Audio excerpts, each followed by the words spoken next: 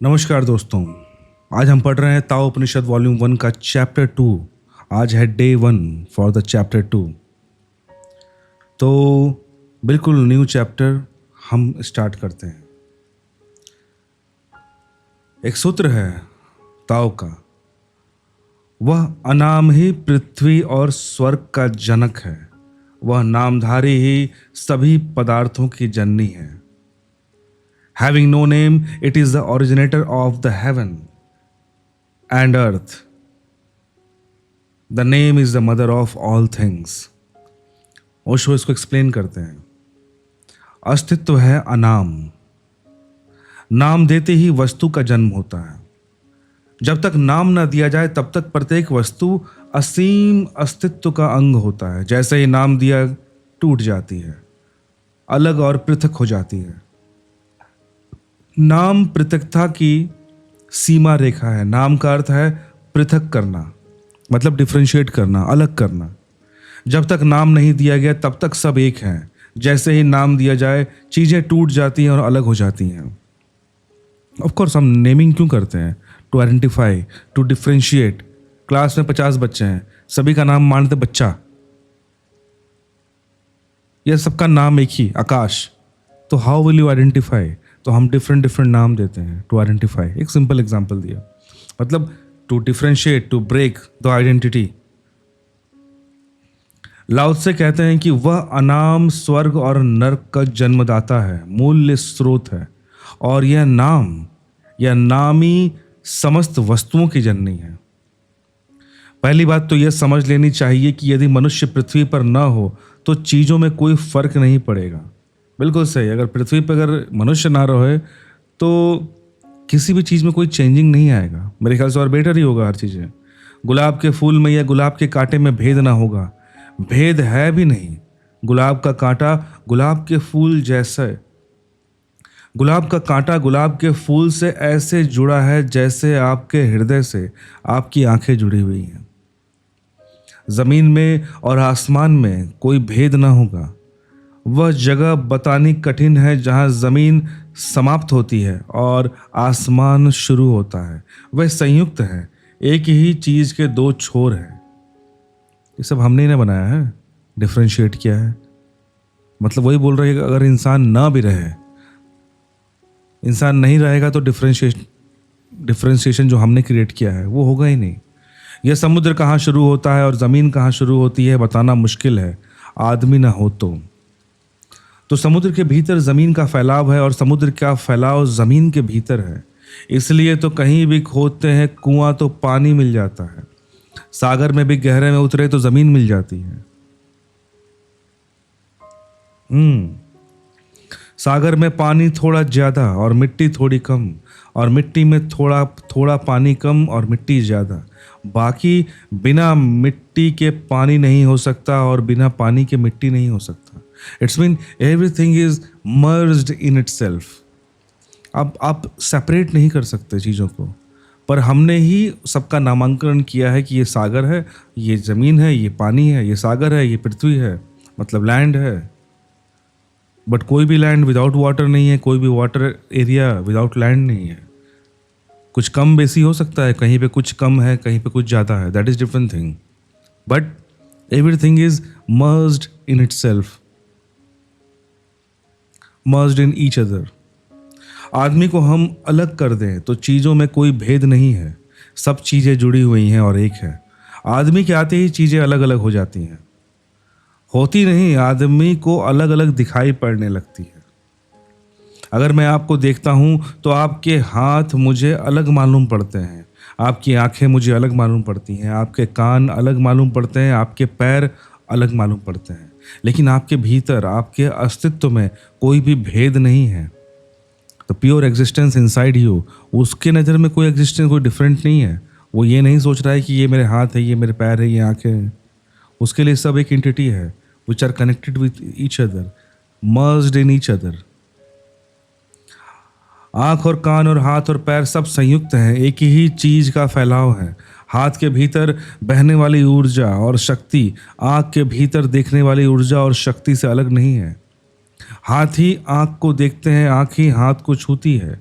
आपके भीतर आपके अस्तित्व में जरा भी फासला नहीं है, लेकिन बाहर से देखने पर नाम दिए जा सकते हैं, फासला शुरू हो जाता है। The pure existence inside us, उसको कोई फर्क नहीं पड़ता, वो तो सबको एक ही जैसा दिख रहा है, क्योंकि सारी एनर्जी इंटरलिंक्ड है, एक ही स्रोत है उसका। लेकिन हम बाहर से देख के सब डिफ्रेंशिएट करते हैं। बाय द वे, यहाँ पे जो एक बहुत डीप कॉन्सेप्ट को ओशो मेटाफोरिकली समझा रहे हैं हम जैसे कॉमन इंसान को, कि कैसे हम डिफ्रेंशिएट करते हैं, पर रियलिटी में कैसे वो एक दूसरे से जुड़ी हुई है। ये मत सोचना कि दाओ ने या फिर दाओ फिलॉसफी को या फिर ओशो ये आँख कान नाक के बारे में पढ़ा रहे हैं या समझा रहे हैं, ऐसा नहीं है। ये सिर्फ मेटाफोरिक है, एक संकेतात्मक ज्ञान। कहाँ आँख कान से अलग हो गई, कहाँ हाथ और हाथ पैर से अलग हो गए। समझा? जैसे ही हमने उसको आँख कहा तो वो कान से अलग हो गए, जैसे ही आँख कहा तो वो कान से अलग हो गया, डिफ्रेंशिएट हो गया। जैसे ही हाथ कहा वो पैर से अलग हो गया। हमने सीमा रेखा खींची है और चीज़ों को पृथक किया है इस संसार में। लाओ से कहते हैं वह अनाम, नेमलेस, जब तक हम उसे नाम न दें तब तक वह समस्त अस्तित्व का स्रोत है।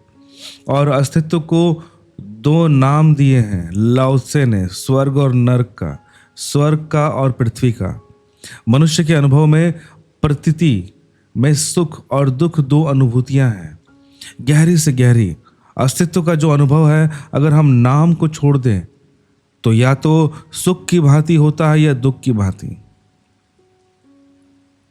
और सुख और दुख भी दो चीजें नहीं हैं। अगर हम नाम बिल्कुल छोड़ दें तो दुख सुख का हिस्सा मालूम पड़ेगा और सुख दुख का हिस्सा मालूम पड़ेगा। लेकिन हम हर चीज को नाम देकर चलते हैं। मेरे भीतर सुख की प्रतीति हो रही हो, अगर मैं यह ना कहूं कि यह सुख है, तो हर सुख की प्रतीति की अपनी पीड़ा होती है। यह थोड़ा कठिन होगा समझना, एब्सोल्युटली कठिन तो है समझना, कठिन होगा समझना। हर सुख की प्रतीति की अपनी पीड़ा होती है। प्रेम की भी अपनी पीड़ा है, सुख की भी अपनी दंश है, सुख की भी अपनी चुभन है, सुख की भी अपने कांटा है। अगर नाम न दें, अगर नाम दे दें तो हम सुख को अलग कर लेते हैं, दुख को अलग कर देते हैं। फिर सुख में जो दुख होता है उसे भुला देते हैं, मानकर कि वह सुख का हिस्सा नहीं है। और दुख में जो सुख होता है उसे भुला देते हैं, मानकर कि वह दुख का हिस्सा नहीं है। क्योंकि हमारे शब्द में दुख में सुख कभी नहीं समाता और हमारे शब्द में सुख में दुख कभी नहीं समाता। अच्छा, इसको मैं इस तरह से एक चीज़ समझता हूँ, जैसे फॉर एग्जाम्पल, आप जब भी बहुत खुश हैं, आप फील करना इस चीज़ को, आपके अंदर दुख का भाव आएगा। ये कैसे? देखो, जैसे for example you are eating mango और वो बहुत मीठा है, ठीक है? तो मीठे का जो फीलिंग आपको मिला, वो आपके मन ने, आपके ब्रेन ने, आपकी चेतना ने एक कंपैरेटिव ढंग से ही आपको बताया कि वो मीठा है। किससे कंपैरिजन किया? किसी खट्टे चीज़ से, मतलब किसी खट्टेपन का थॉट आपके मन में आया है, then only you are able to compare the between them. और उसके बाद आपने कहा कि नहीं, दिस इज स्वीट, ये मीठा है। In the same way when you are happy, तो हैप्पीनेस एक स्टेट में जब हम पहुंचते हैं, हम कब बोलते हैं कि हम हैप्पी हैं? हमने कंपेयर किया कि यार वो वाला दुखी था, वो वाला अनहैप्पीनेस था, उसकी तुलना में ये चीज़ बेटर है, हमको अच्छा लग रहा है, ये हैप्पीनेस। मतलब during the feeling of happiness आप फिर भी दुख को याद कर ले रहे हो। It's mean they are not two different things. और सिमिलरली दुख के टाइम भी आप दुख तब बोलते हो जब आप किसी खुशी मोमेंट को याद करते हो और कंपेयर करते हो, तब जाके आपको मालूम पड़ता है। It's mean these two things are not two things. ये डुअल नहीं है, वो एक ही है। बस बात यह है कि हम एट दैट मोमेंट क्या फील कर रहे हैं, किसको प्रायोरिटाइज कर रहे हैं, क्या हमें अच्छा लग रहा है, जो भी चीज़ बोल सकें। आज ही मैं किसी से बात करता था कि यदि हम अनुभव में उतरें तो प्रेम और घृणा में अंतर बहुत कम हो जाएगा। बहुत मुश्किल है, शब्द में तो साफ अंतर है और इससे बड़ा अंतर और क्या होगा? कहाँ प्रेम, कहाँ घृणा। और जो लोग प्रेम की परिभाषाएं करेंगे वे कहेंगे प्रेम वही है जहाँ घृणा नहीं है, और घृणा वही है जहाँ प्रेम नहीं है। लेकिन जीवंत अनुभव में प्रवेश करें तो घृणा प्रेम में बदलती जाती है, प्रेम घृणा में बदलती जाती है। असल में ऐसा कोई भी प्रेम नहीं है जिसे हमने जाना है जिसमें घृणा का हिस्सा मौजूद ना रहे। They are interlinked, they are interrelated, they are merged in each other. इसलिए जिसे भी हम प्रेम करते हैं उसे हम घृणा भी करते हैं। लेकिन शब्द में कठिनाई है। शब्द में प्रेम में सिर्फ प्रेम आता है, घृणा छूट जाती है। अगर अनुभव में उतरे, भीतर झांक कर देखें तो जिसे हम प्रेम करते हैं उसे हम घृणा भी करते हैं। अनुभव में शब्द नहीं है, मतलब जो फीलिंग्स की बातें वो हम शब्द से बयां नहीं कर सकते, शब्दों में उतार नहीं सकते। और जिसे हम घृणा करते हैं उसे हम घृणा इसलिए कर पाते हैं कि हम उसे प्रेम करते हैं, अन्यथा घृणा करना संभव ना होगा। शत्रु से भी एक तरह की मित्रता होती है, शत्रु से भी एक तरह का लगाव होता है, मित्र से भी एक तरह का अलगाव होता है, और एक तरह की शत्रुता होती है। शब्द की अड़चन है सब। शब्द हमारे ठोस हैं और अपने से विपरीत को भीतर नहीं लेते। शब्द हमारे ठोस हैं, इसका मतलब ये हुआ कि कोई भी वर्ड होता है ना, उसका मीनिंग एक रिजिड है, बट रियल फीलिंग जो होता है, इमोशंस जो होता है, एक्सपीरियंस जो होता है, वो कभी रिजिड नहीं है, वो फ्लूइडिटी में है, वो बहता है। दैट इज नॉट डिस्क्रिट, वो कंटिन्यूअस है। पर शब्दों के जो भाव होते हैं हमेशा डिस्क्रिट होते हैं। जैसे गुड, तो गुड मतलब सिर्फ गुड, उसमें बैड वगैरह का कोई जगह नहीं है। Good means good, small good, little good. अगर हमें बोलना है तो हमें स्मॉल गुड, लिटिल गुड, ए बिट गुड, कुछ ना कुछ जोड़ना पड़ेगा। अदरवाइज केवल एक शब्द में वो सारे के सारे फीलिंग्स नहीं आ रहे हैं। सोचना इसके बारे में। शब्द हमारे ठोस हैं और अपने से विपरीत को भीतर नहीं लेते, मतलब कि जो भी चीज़ उसका मीनिंग है उससे डिफरेंट मीनिंग वो अपने अंदर नहीं लेगा, अपोजिट मीनिंग तो बिल्कुल नहीं लेगा। वो अस्तित्व तो बहुत सरल है और लिक्विड है, मतलब फ्लूइडिटी में है, लिक्विड है। अपने से विपरीत को सदा भीतर लेता है। हमारे जन्म में मृत्यु नहीं समाती, लेकिन अस्तित्व में जन्म के साथ मृत्यु जुड़ी हुई है, समाई हुई है। बिकॉज सिंपल सोच के देखो, ये जो क्रिएशन है, व्हेनेवर समबडी गेट बर्थ, जन्म जैसे उसके साथ जुड़ा तो मृत्यु अपने साथ अटैच हो चुकी है। आप भाग नहीं सकते, आप उससे जुदा नहीं हो सकते, अलग नहीं हो सकते। बट द बर्थ या फिर लाइफ, इसमें डेथ का, एंड का, इस शब्द में कोई जगह नहीं है। लेकिन हमें पता है कि क्रिएशन के नज़र में, अगर क्रिएशन के एस्पेक्ट से देखा जाए, सोचा जाए, फील किया जाए, तो हमें पता है कि with every birth death is attached with it, और every death birth is also attached. क्योंकि जब तक मृत्यु ना हो तो जन्म कैसा, और जन्म हो तो मृत्यु कैसा, है कि नहीं? हमारी बीमारी में स्वास्थ्य के लिए कोई जगह नहीं है, लेकिन अस्तित्व में सिर्फ स्वस्थ आदमी ही बीमार हो सकता है। अगर आप स्वस्थ नहीं हैं तो बीमार ना हो सकेंगे। मरा हुआ आदमी बीमार नहीं होता। बीमार होने के लिए जिंदा होना जरूरी है, बीमार होने के लिए स्वस्थ होना जरूरी है। स्वास्थ्य के लिए ही बीमारी घटित हो सकती है। और अगर आपको पता चलता है कि मैं बीमार हूं, तो इसलिए पता चलता है कि आप स्वस्थ हैं। अन्यथा बीमारी का पता किसको चलेगा? पता कैसे चलेगा? मैं ये कह सकता हूं कि जहां अस्तित्व है वहां हमारे विपरीत भेद गिर जाते हैं और एक का ही विस्तार हो जाता है। जहां हमने नाम दिया वहीं चीजें टूटकर दो हिस्सों में बट जाती हैं। एक डिकोटॉमी, एक द्वैत निर्मित हो जाता है तत्काल। जहां नाम दिया जाता है, जहां दिया नाम, वहां अस्तित्व खंड खंड हो गया। नाम देना खंड खंड करने की प्रक्रिया है और नाम छोड़ देना अखंड को जानने का मार्ग है। पर हम बिना नाम दिए क्षण भर को नहीं रहते। बिना नाम दिए बड़ी बेचैनी होगी। हम देखते हैं, शायद देखते के साथ ही नाम देते हैं, सुनते के साथ ही नाम देते हैं। एक फूल दिखा कि मन देखने के साथ ही साथ नाम देता है, गुलाब है, सुंदर है कि असुंदर है, कि पहले जाना हुआ है कि नहीं जाना हुआ है, अपरिचित है कि परिचित है। तत्काल गुलाब का फूल तो छूट जाता है और शब्दों का एक जाल हमारे चित्त के ऊपर निर्मित हो जाता है। फिर हम उस शब्द के जाल में अस्तित्व को जब देखते हैं तो अस्तित्व टूटा हुआ मालूम पड़ता है। इसको सिंपल एक एग्जांपल समझाता हूं मैं, छोटा सा एग्जांपल। बहुत डीप बात बोली गई है यहाँ पे।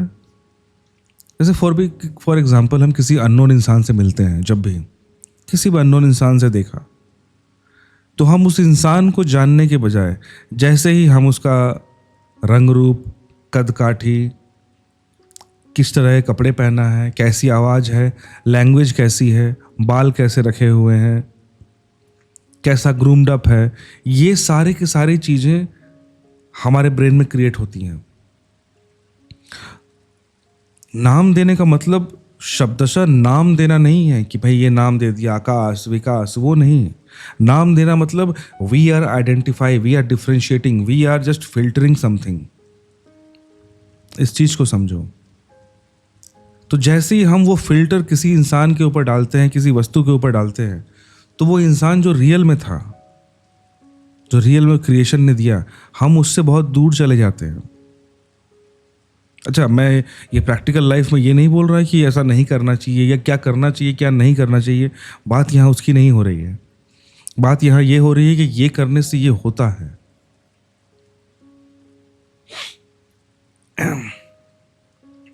जैसे ही नाम जुड़ता है, सेम किसी ऑब्जेक्ट में, किसी प्रोडक्ट में ब्रांड का वैल्यू होता है कि जैसे ही वो ब्रांड उसका जुड़ा, हम ब्रांड देखते के साथ वो चीज़ कैसी है, क्या नहीं है, अच्छी है, बुरी है, या फिर उसका क्वालिटी क्या है, किस तरह बना है, वो सारी चीज़ें गौण हो जाती हैं, पीछे छूट जाती हैं।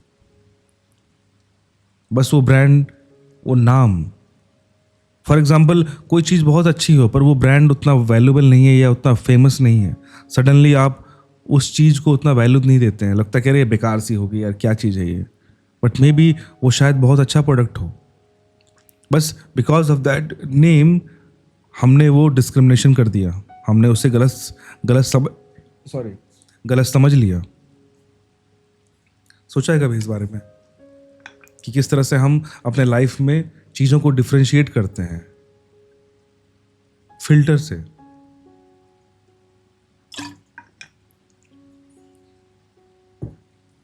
लाओ त्से कह रहे हैं कि अनाम तो अस्तित्व का जनक है और सारे अस्तित्व का स्रोत है, और नाम सारी वस्तुओं की जननी है। कि जैसे ही हम किसी चीज़ को नाम देते हैं वो एक ऑब्जेक्ट बन जाता है। ऑब्जेक्ट मतलब बहुत छोटी चीज़ बन जाती है। छोटी चीज़ मतलब compare to that creation, compare to everything, उसकी तुलना में बहुत छोटी हो जाती है।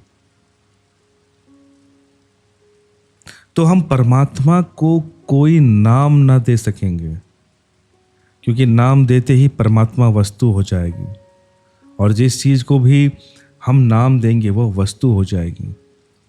आत्मा को भी नाम देंगे तो वो वस्तु हो जाएगी, और अगर हम पत्थर को भी नाम दें तो वह आत्मा हो जाएगी। अगर हम पत्थर को भी नाम न दें तो वह आत्मा हो जाएगी। समझना बात को कि ईश्वर को नाम देते ही हमने उसे छोटा कर दिया, ऑब्जेक्टिफाई कर दिया, छोटा हो गया। और अगर हम पत्थर को नाम न दें तो वो आत्मा हो जाती है। अगर हम नाम देने से बच जाएं और हमारा मन नाम निर्मित न करे तो हम बिना शब्द और बिना नाम के किसी पत्थर को भी देख लें तो पत्थर में परमात्मा प्रकट हो जाए। और हम किसी प्रेम से धड़कते हुए हृदय को भी नाम देकर देखें, मेरा बेटा, मेरी माँ, मेरी पत्नी, कि हृदय जो धड़कता हुआ था जीवन से वह भी पत्थर का एक टुकड़ा हो जाएगा। दिया नाम की चेतना वस्तु बन जाती है, छोड़ा नाम की वस्तुएं चैतन्य हो जाती हैं।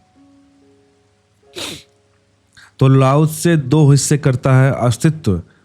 अस्तित्व को समझाने के लिए उसने बांटा है हेवन एंड अर्थ, पृथ्वी और स्वर्ग। पृथ्वी का अर्थ है लाओ त्से का पदार्थ का, मैटर का, और स्वर्ग का अर्थ है लाओ त्से का अनुभव का, अनुभूति का, चैतन्य का, चेतन का।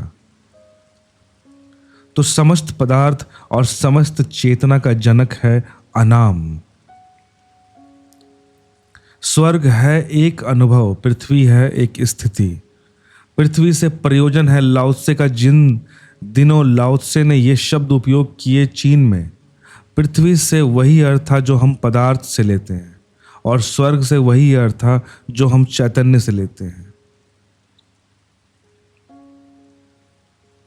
क्योंकि स्वर्ग की प्रतीति और अनुभव चेतना की होगी। पदार्थ से अर्थ है जड़ता का, और स्वर्ग से अर्थ है चेतना का। समस्त चैतन्य और समस्त पदार्थ का मूल स्रोत है अनाम, और समस्त वस्तुओं की जननी है नाम देने की प्रक्रिया। हम वस्तुओं की जगत में रहते हैं, ना तो हम पदार्थ की जगत में रहते हैं और ना हम स्वर्ग के, चेतना की जगत में रहते हैं। हम वस्तुओं की जगत में रहते हैं। इसे ठीक से अपने आसपास थोड़ी नज़र फेर कर देखेंगे तो समझ में आ जाएगा। हम वस्तुओं की जगत में रहते हैं। We live in things. ऐसा नहीं कि आपके घर में फर्नीचर है इसलिए आप वस्तुओं में रहते हैं, मकान है इसलिए वस्तुओं में रहते हैं, धन है इसलिए वस्तुओं में रहते हैं। नहीं, फर्नीचर, मकान और धन, दरवाजे और दीवारें ये तो वस्तुएं हैं ही, लेकिन इन दीवार, दरवाजों, इस फर्नीचर, वस्तुओं के बीच में जो लोग रहते हैं वे भी करीब करीब वस्तुओं जैसे ही हैं। क्योंकि हमने हर चीज़ को ऑब्जेक्टिफाई किया हुआ है ना, ऑब्जेक्ट बनाया हुआ है। हम किसी भी इंसान को, जिसको हम लिविंग बीइंग कहते हैं, we are never seeing them as a full creation. वो एक ऑब्जेक्ट है। हर इंसान की अलग अलग वैल्यू है हमारे नज़र में। क्योंकि जिस तरह हर ऑब्जेक्ट का अलग अलग वैल्यू होता है हमारे लाइफ में, इन द सेम वे हर इंसान को हमने अलग अलग वैल्यू दिया हुआ है। कि मैं किसी को प्रेम करता हूं तो चाहता हूं कि कल भी मेरा प्रेम कायम रहे। तो चाहता हूं कि जिसने मुझे आज प्रेम दिया वह कल भी मुझे प्रेम दे। अब कल का भरोसा सिर्फ वस्तु का किया जा सकता है, व्यक्ति का नहीं किया जा सकता। कल का भरोसा वस्तु का किया जाता है।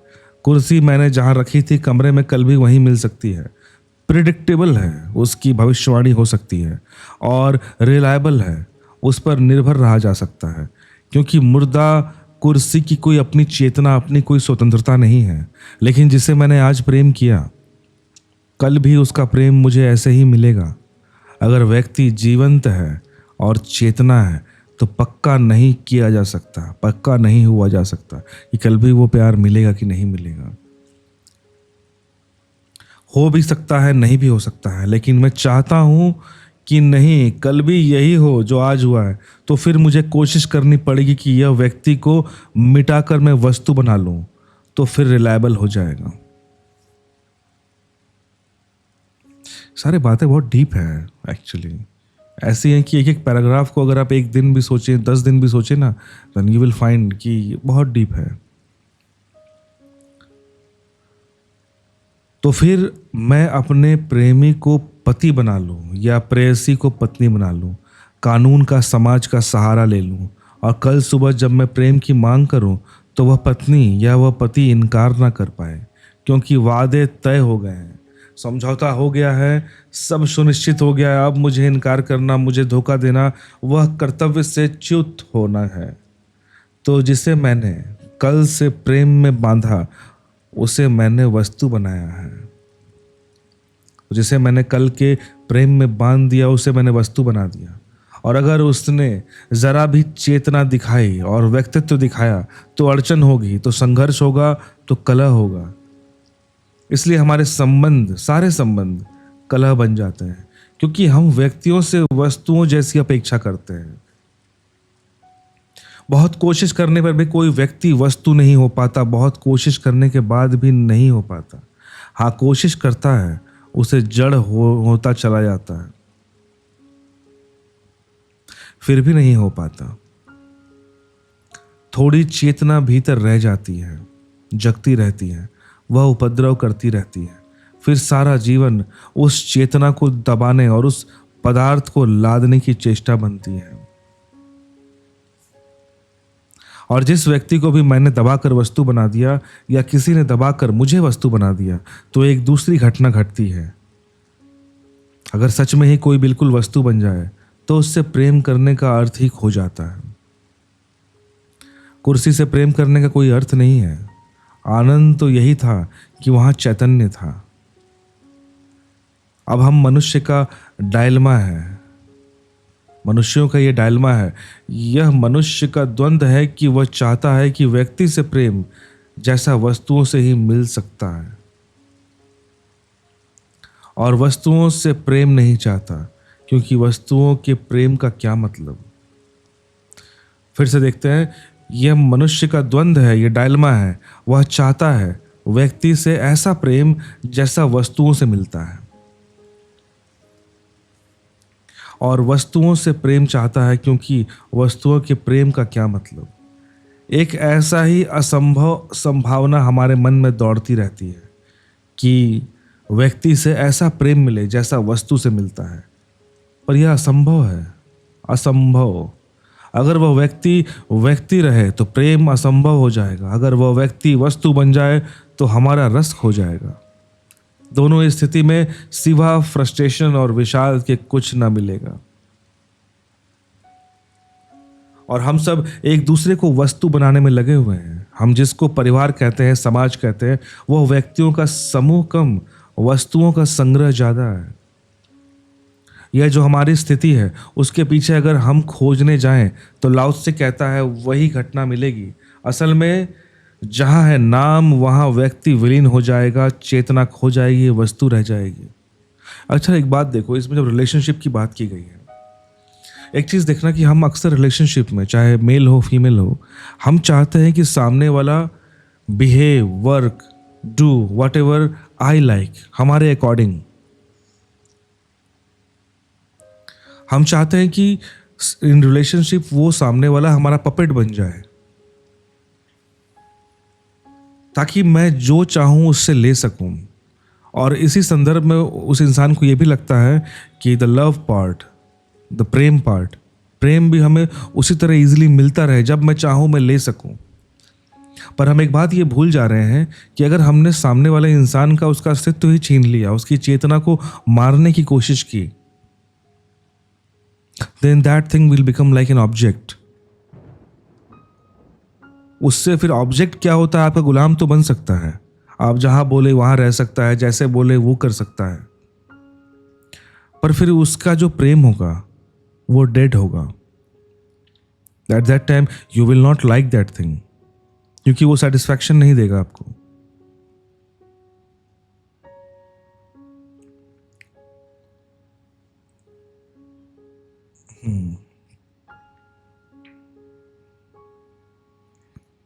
अगर मैंने किसी से इतना भी कहा कि मैं तुम्हारा प्रेमी हूं, तो मैं वस्तु बन गया। मैंने नाम दे दिया एक जीवंत घटना को, जो अभी बढ़ती और बढ़ती होती, फैलती और नहीं होती, और पता नहीं कैसी होती, कल क्या होती, नहीं कहा जा सकता। मैंने दिया नाम, अब मैंने सीमा बांधी। अब मैं कल रोकूंगा, उससे अन्यथा न होने दूंगा। तो मैंने नाम दिया है जो मैंने नाम दिया है। कल सुबह जब मेरे ऊपर क्रोध आएगा तो मैं कहूंगा मैं प्रेमी हूं, मुझे क्रोध नहीं करना चाहिए, तो मैं क्रोध को दबा दूंगा।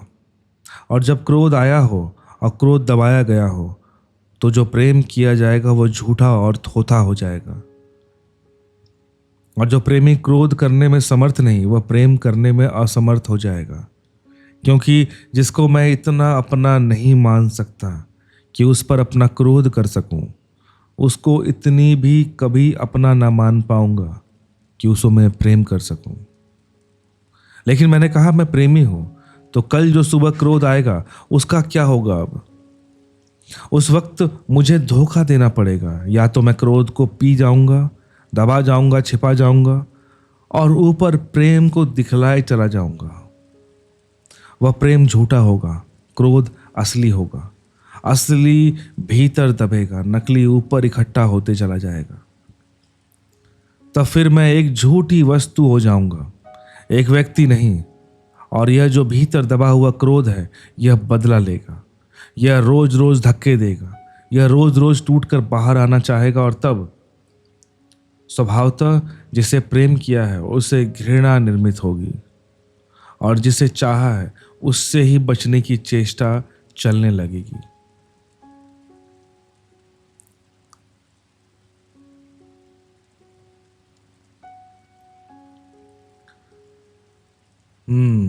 तो दोस्तों, आज हम यहीं तक करते हैं day 1 of chapter 2। I hope कुछ चीज़ें समझ में आई होंगी आपको। थोड़ी बहुत चीज़ें मुझे भी समझ में आई हैं। डीप है, बट हाँ, एक बार मन को चला गया ना कॉन्सेप्ट, ब्रेन को, तो इट विल प्रोसेस इट, और धीरे धीरे बहुत चीज़ें अपने आप क्लियर हो जाएंगी। और जैसे जैसे हम आगे देखेंगे शायद और भी चीज़ें क्लियर हों, है कि नहीं? So thank you very much. अगर आपने चैप्टर 1 नहीं देखा तो प्लीज़ देखिए, सुनिए, दैट वाज अमेजिंग। तब तक के लिए stay healthy, stay happy, piece.